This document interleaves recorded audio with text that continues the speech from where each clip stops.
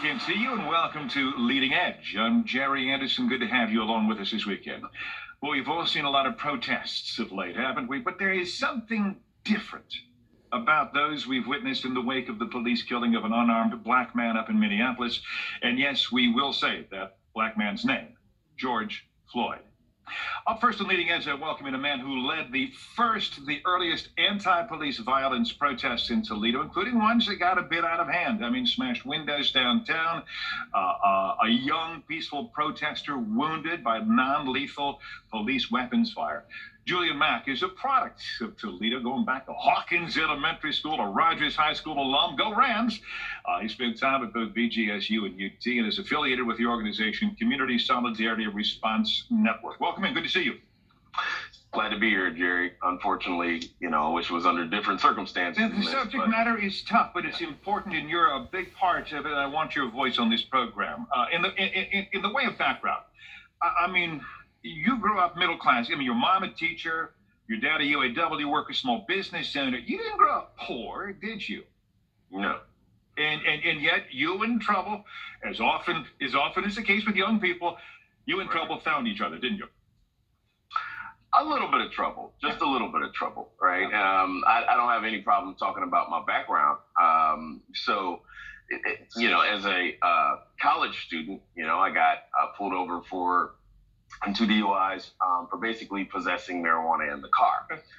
And what that led to was I got to see what it's like and what many people refer to as being in the system, right? And so I would see the different treatment that black bodies, mine included, would receive once they, would have an initial entry point into the criminal justice system. And I saw how much different. Gave you a view that you otherwise wouldn't have had as a middle-class guy in middle-class Toledo. And by the way, Julian, I bring that up because somebody else will. I'm not trying to glorify or deify anybody here. We're all regular human beings. You describe yourself, I'm going to quote you. You tell me this. A guy that cares about forgotten people. Do you ever feel forgotten?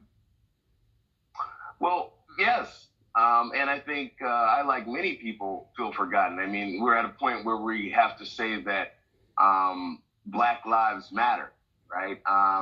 We're just basically asserting our basic humanity. And so, yes, I think that in many of the institutions in America, obviously the criminal justice system, but beyond that, they function in a way that devalues the sanctity of many Black lives. Absolutely. When I say these protests feel different, I mean they clearly should, because they clearly are. I mean, folks, there are white folk out there marching and brown folk, along with black folk. Right? I mean, a mainstream national poll, Washington Post survey this week said 74% of Americans support the protesters. Julian Mack, my guest, you used to stage one-man hands-up protest over lunch hours out at McCord and Central. You tell me, hey, Jerry, I didn't feel any 74% support back in those days, but you did feel as though you could be the next Michael Brown. Absolutely. And I think what happened, right, when we heard George Floyd calling out for his mother, right? It was a summons to all mothers, really, to recognize the humanity in that man's life. And so I think we've seen a lot of people, this has been an entry point for a lot of people into activism and into movement work, because I think, can imagine a criminal justice system that functions in a way that is more equitable and just than the way that it functions today. Let's pivot on that point. What do you want to come out of these protests? Yeah, so a different world than I think we've seen throughout the history of the United States, right? So I think it's important to add a little framework here, and if I can just have a moment, I want to do that. So we have to realize from slavery, pivoted, or it evolved or was reformed by way of the 13th Amendment to prisons and jails. If you look at the slave catchers from them. They were evolved and reformed to policing. And if you look at the Black Codes or the Jim Crow laws in the South, they were reformed to many of the war on drugs laws that we have today. So what I would like to see, and if I may, on top of that, we've seen an expansive role over the last 40 years of what policing does. We've seen the expansion of mass incarceration, and so what we want, we have seen the consequences, and I've lived the consequences of seeing what that does to lives, to families, to prospective futures. And so I think we can live in a world where we don't have the state bringing this kind of harm, right? It goes beyond just police murder, but harm that our state institutions cause communities. He's Julian Mack, Community Solidarity Response Network. I also want to get very local. City Council has taken up some issues. I want you to weigh in on those. Need to take a break right now. Stay with me, all right? This is Leading Edge. I'll be right back. Welcome back to Leading Edge. I'm Jerry Anderson. He's Julian Mack, the Community Solidarity Response Network. He has been out there, not only part of, but leading the protests in Toledo, and frankly, he's been quite visible in Toledo for years. This is not new to him. We've seen calls, Julian, to defund the police. Now, Ohio's governor, who has spoken in support of the protesters, labeled that absurd. His word, not mine. My gut tells me that's a non-starter with most Americans, but many are saying, well, sure. You need to understand what we mean when we say defund police. So what do you mean? Do you favor dismantling police departments? I wouldn't say dismantling or abolishing the entire department, but we have to completely transform the way that I believe policing functions. And you have to look at the context, of course. The role of police officers has greatly expanded over the last 40 years. And if we can admit that we have a problem with mass incarceration, right, we have to admit that we have a problem with policing, and that the way that these institutions function are creating more harm than good. It goes beyond just police murder. So the budgets for police, municipal police departments have skyrocketed over the past 40 years, as well as the incarcerated population. These are not causing changes in behavior. In fact, the more police in an area does not equate to safety. Actually, what equates to the most safety is the most resources that exist in an area.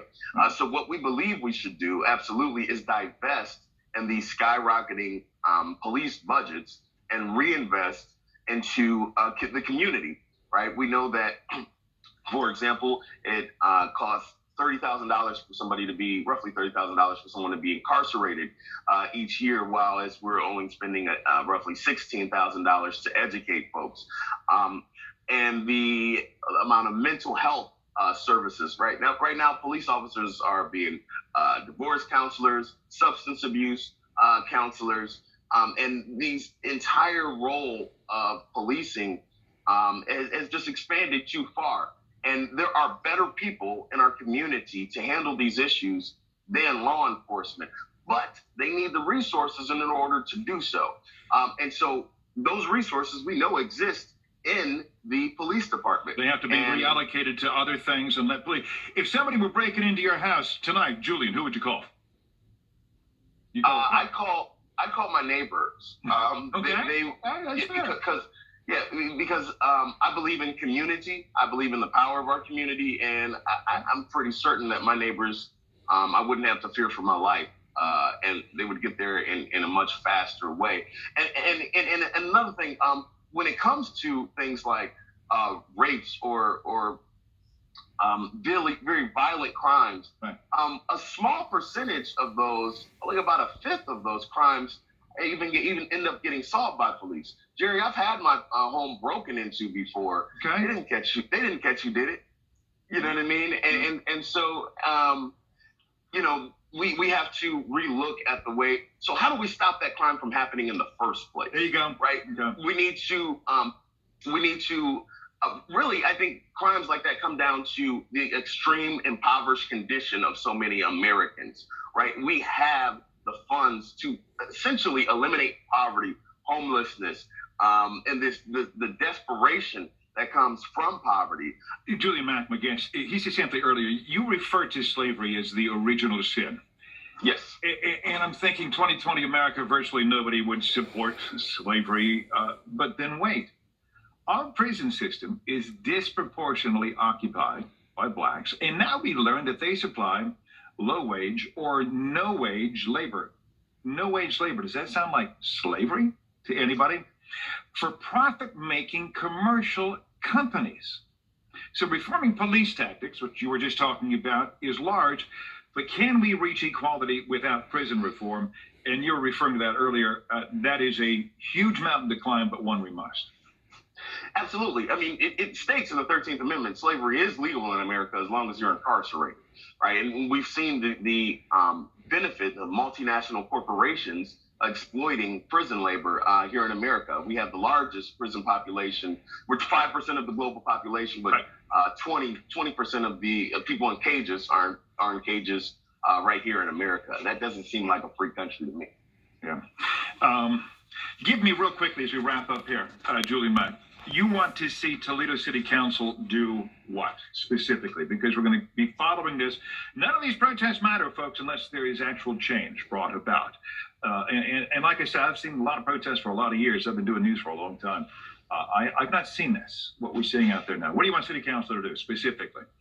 And quickly. So City Council, we need them to first pass the Right to Know Act, which will allow it so we know what officer we speak to. We need them to increase accountability, and we need them to divest funds from the policing department and invest in the community so we can have the resources that, in fact, create safer communities. That can happen, but we have to have the fierce urgency of now, and we have to actually act. We can't continue to stall out. The fierce urgency of now. I'm going to steal that one. I like that. Julian Mack, Community Solidarity Response Network. It's good to see you, and I'd love to chat again. This is going to be a process. When I hear people say, we have to start talking about this, I'm like, start? Why didn't we start? Where do you want to go with that? I mean, you want to go back to Rodney King? Where do you want to go? Start. But the fact that we're still seeing knees on necks in Minneapolis says the conversation hasn't gotten us to where we need it to go. And we need to continue that conversation. Yeah, we've started the conversation. It's time to act. There you go. Julian Mack, thanks for being with us, my friend. Thank you, Jerry. Take care. Hang right there for a second. When I come back,